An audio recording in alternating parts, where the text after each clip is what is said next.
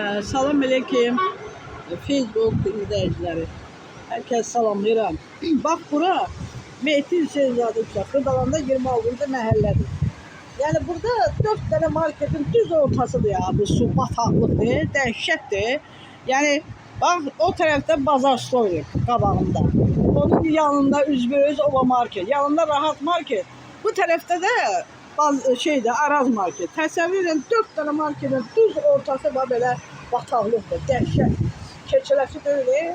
Burada dünənə qədər biraz azalırdı. Nə azalır? Camaat hesabına şuan qalıblar. Yəni baxan yox, heç kim baxmır. Şuan qalıblar, şuanla binanın altı dəhşətdir. Binanın altından ortalığa suyu gətirirlər. Yer yoxdur, hara geçsin? Suyun getməyə yeri yoxdur. İndi biraz azalmalı idi ki, dünəndən yenə baxdıq ki, yağış yağdı, yenə balot oldu. Dəhşət balotadır. Nə maşınlar keçə bilir, nə camaat keçə bilir. Yəni bir gün evdəyəm, işə getməmişəm. Bu yağışa mən bu yolu necə keçim? Bax təsəvvür edin. Necə keçim gedim mən işə? Bir gün getməmişəm. Bu sabah görə nə olacaq?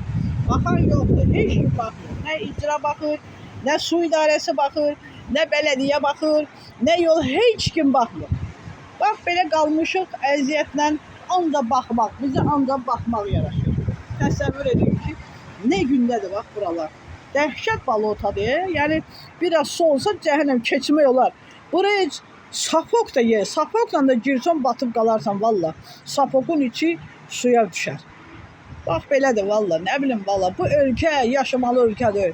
Bir dənə 5-6 dənə kanalizasiya görəm. Heç birindən su getmir. Təsəvvür edin. Heç birindən su getmir. Dolub, basa-bas olub da. Binaların altı doludur. Dəhşət keçirəm binanın altına baxıram. Nə gündə. Suyun getməyə yeri yoxdur. Bir dənə maşın gətirib motorla yığıb suyu aparmırlar burada. Suyu buradan çəkib aparsalar, başqa yerlərə töksələr, biraz yüngülləşər də. Xalq cəmaət, yazıq uşaqlar, yazıq böyüklər, yaşlılar, baxıram Allah haqqı yazım gəlir. Millət nə gündədir, abalar, nə gündə. Dəhşət.